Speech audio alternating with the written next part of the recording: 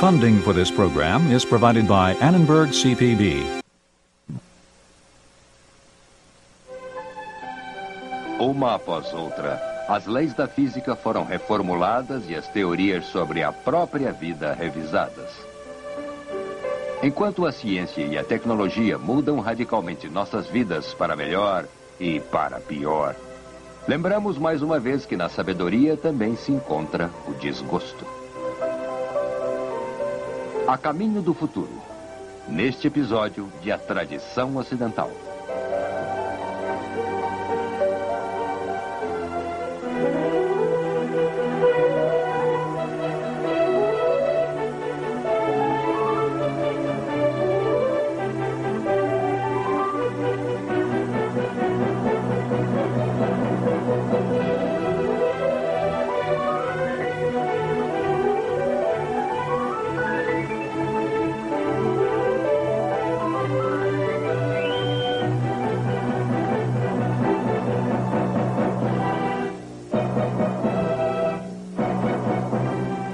E agora o professor da Universidade da Califórnia, Eugene Weber, em sua jornada através da história da civilização ocidental.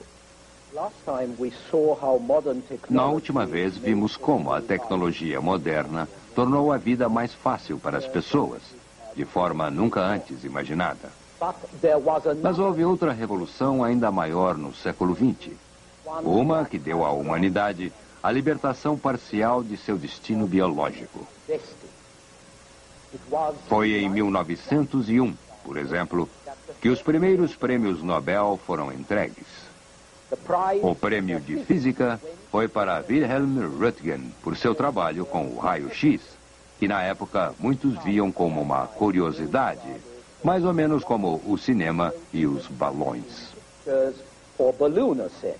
E o prêmio de medicina daquele ano foi para Emil von Behring por sua pesquisa da difteria. Ambos os prêmios ilustram os espetaculares avanços feitos na medicina que o século XX iria levar ainda mais longe.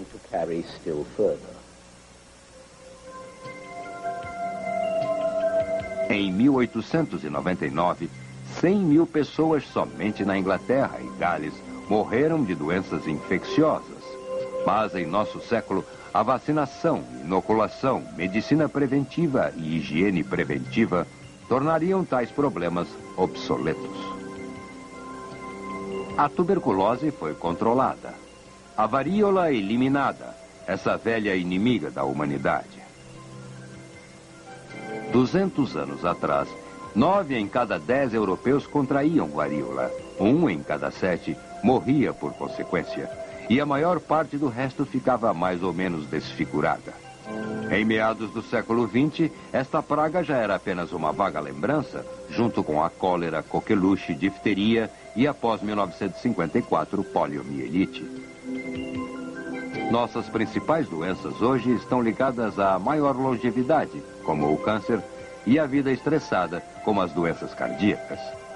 Até mesmo a AIDS decorre dos avanços no transporte mundial, como ocorreu com a sífilis no século XVI. Algumas pragas apenas demoraram mais tempo a desaparecer.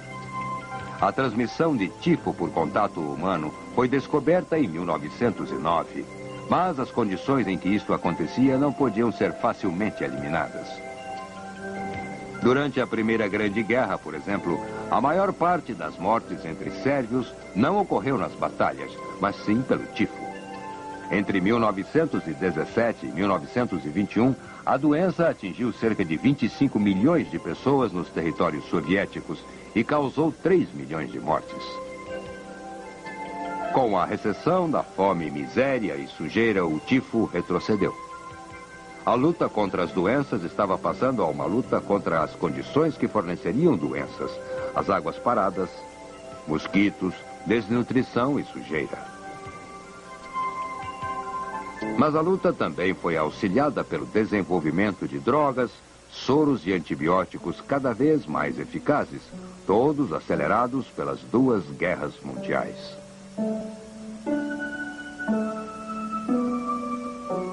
Não menos importante foi o acesso geral do povo ao atendimento médico. algo extremamente raro um século atrás, quando a maioria das pessoas não podia pagar um médico e só entrava num hospital para morrer. Com o cuidado médico, a taxa de mortalidade caiu, a longevidade aumentou.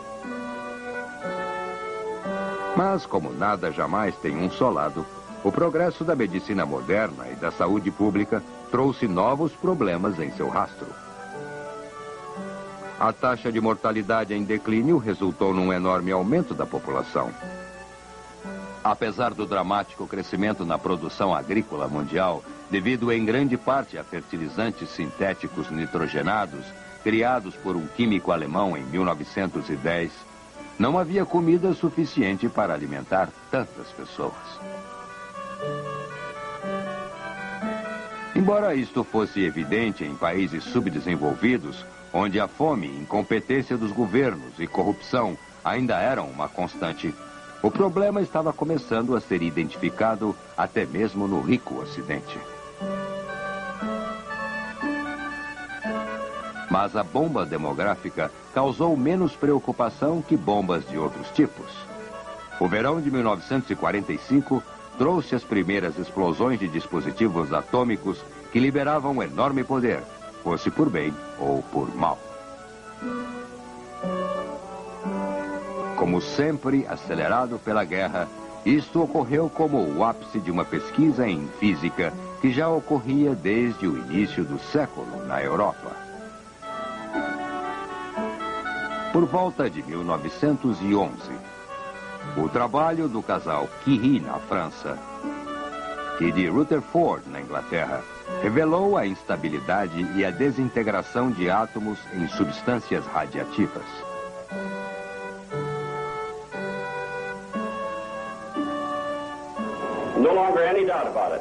Não há mais dúvidas sobre isso. O urânio está se dividindo em duas grandes partes e cada uma delas quase 100 milhões de electrovolts. Os átomos antes eram considerados como a base sólida e indivisível do mundo material. Agora podiam ser divididos, liberando energia como consequência. Era um princípio fundamental das teorias clássicas que a luz, energia e matéria eram ao mesmo tempo entidades contínuas e separadas. Mas as pesquisas na Alemanha, Dinamarca, Suíça e Itália sugeriam que quando os corpos emitem luz, na verdade irradiam uma energia que pulsa em medidas infinitesimais, em quanta, proporcionais à frequência de uma radiação intermitente. Uma após outra, as sólidas noções que serviam de base para a ciência começaram a ruir. Uma nova física trazia novas hipóteses sobre a estrutura do universo, a matéria e a percepção. O cubismo de Picasso e o surrealismo de Dalí refletiam isso na pintura e escultura. O enfoque de Freud sobre o inconsciente configurou-se na livre associação dos surrealistas e na aparente incoerência deliberada de alguém como James Joyce na literatura. Os princípios matemáticos de Isaac Newton, o racionalismo, o determinismo mecânico dos últimos 300 anos estavam sendo transformados em um novo relativismo. Em 1905, a teoria de Albert Einstein sobre a relatividade especial sugeria que nem o tempo nem o espaço eram absolutos. Não existiam mais absolutos. Em 1915, a teoria geral de Einstein sobre a relatividade apresentou a matéria como apenas mais uma forma de energia. E o componente básico da matéria, o átomo, um minúsculo composto de energia comprimida, podia transformar-se em luz ou calor, ou ambos. Mas esta transformação de matéria em energia, que Rutherford chamou de nova alquimia, poderia ser ativada com o bombardeio dos átomos por partículas menores, subatômicas. Em 1932, O primeiro ciclotron foi construído para acelerar o bombardeio. E também descobriu-se que, no caso dos átomos de certos elementos, como o urânio, a desintegração era acompanhada por uma reação em cadeia que produzia uma intensa emissão de energia, a qual podia ser controlada em um reator nuclear ou contida em uma bomba.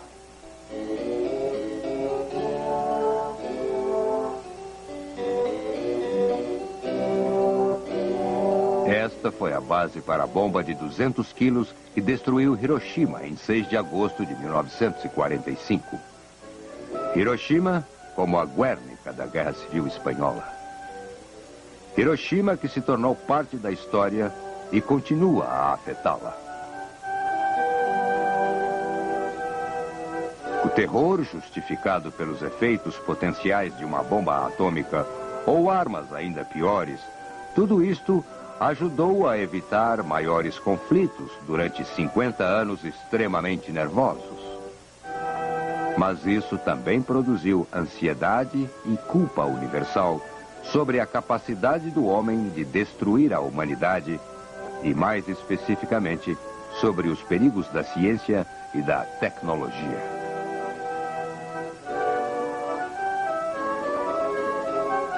Esta ansiedade foi ainda mais alimentada quando, em 1953, em Cambridge, James Watson e Francis Crick decifraram a configuração em espiral dupla da molécula de DNA que determina a estrutura e a função de todos os seres vivos, a qual funciona como um computador vivo que diz a uma célula qual proteína ela deve produzir, ou, em outras palavras, o que criar e como.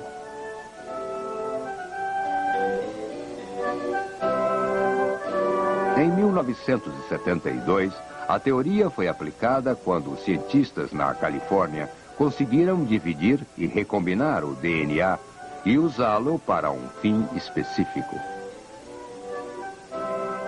O passo da teoria à aplicação levara meio século na física nuclear, mas foram precisos menos de 20 anos para o homem produzir micro-organismos.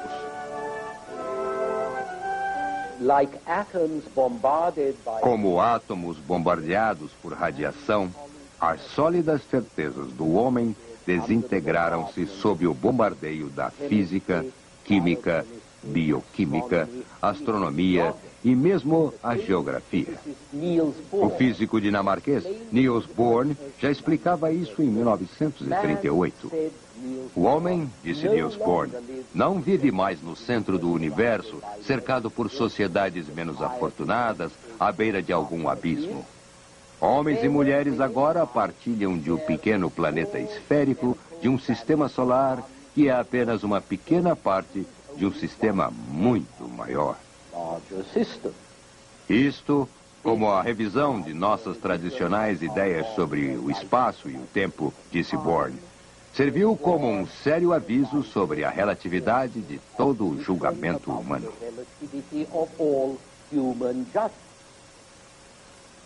Assim, o que temos aqui é uma repetição contemporânea da Revolução de Copérnico 300 anos atrás.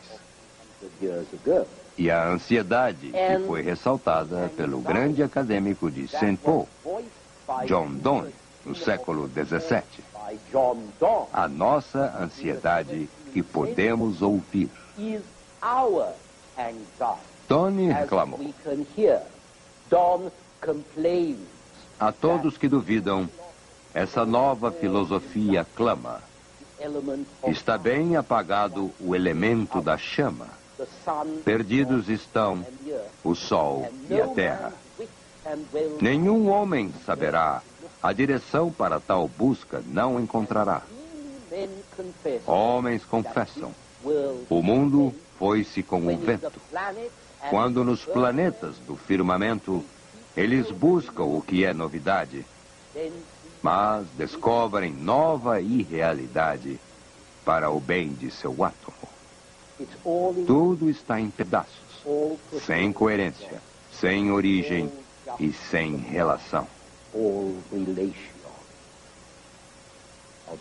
Donne disse isso em 1611, E poderia ser dito atualmente, mas ele rimou, o que a poesia não faz hoje em dia.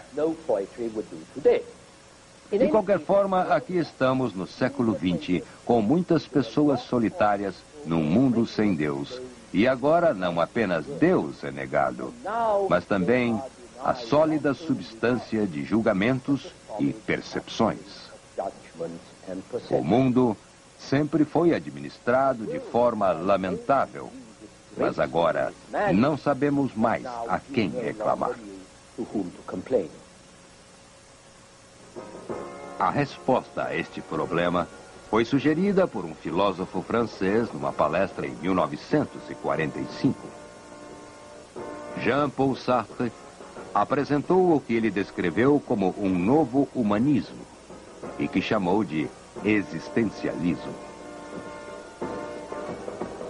Condenado à liberdade e à solidão, o homem de Sartre descobre que sua condição só pode ser transcendida por si mesmo, à medida que ele dá à vida, aos eventos e, acima de tudo, a si mesmo, um significado que ele deve extrair de seus próprios recursos. Observando um mundo no qual ele não encontra nem fé, nem valores normativos, Sartre rejeita o desespero em favor de uma afirmação que nasce do próprio desespero, mas levando à escolha, à ação, à criação do seu próprio destino. É claro que numa época de modas descartáveis, até mesmo filosofias são criadas com poder de autodestruição. Quase ninguém mais pensa no existencialismo, mas ele reflete a prática, se não o princípio de nossos tempos. Certamente, mesmo que ele não goste, o homem continua a recriar seu destino em ritmo acelerado. Um exemplo disto é o computador, que é simplesmente uma calculadora veloz, com memória eletrônica. Durante a guerra, os ingleses criaram o primeiro computador eletrônico, com o objetivo de usá-lo para decifrar códigos do inimigo. O primeiro equivalente civil foi anunciado nos Estados Unidos em 1946. Ele pesava 30 toneladas, ocupava o espaço de uma garagem para 2 carros e continha 18 mil tubos de vácuo, que falhavam a média de 1 a cada 7 minutos. Na década de 80, um minúsculo chip de silicone já oferecia a mesma capacidade de computação, e qualquer computador pessoal de $1.000 hoje em dia faz mais do que aquilo que custou $500 milhão 30 anos atrás. Os computadores afetaram radicalmente nossas vidas para o bem ou para o mal, e não podem mais ser descartados sem causar uma catástrofe. Assim, a ciência e a tecnologia mudaram nosso modo de vida, mas não a natureza nem as paixões da humanidade. Após um século de afirmações de que os problemas podem ser resolvidos pela ciência, pela razão ou por atos de determinação, temos que admitir que alguns problemas não podem ser resolvidos, ou que suas soluções trazem outros problemas, algo que Eclesiastes da Bíblia já sabia há muito tempo atrás.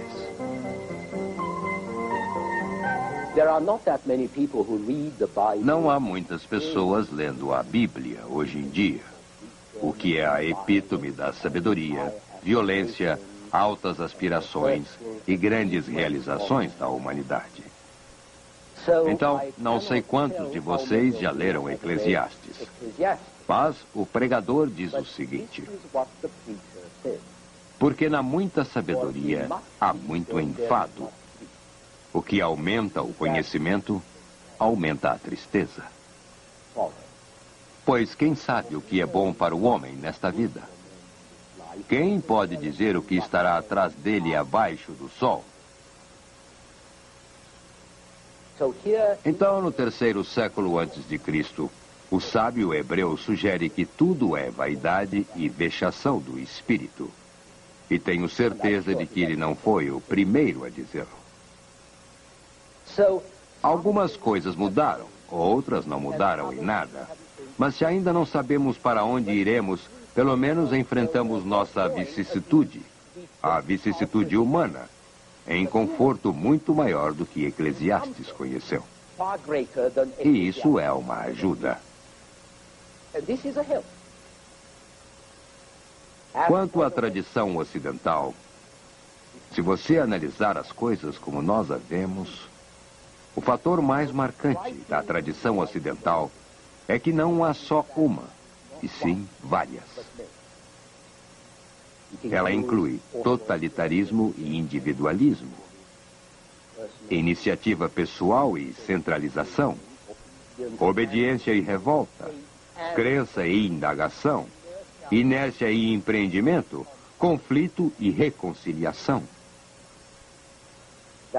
É isso que faz nossa cultura. Aquilo que torna nossa cultura tão provocante, tão acessível a qualquer tipo de referência. São as páginas amarelas da conduta humana, dos valores humanos. Mas creio que haja duas constantes infalíveis. Uma delas é a curiosidade.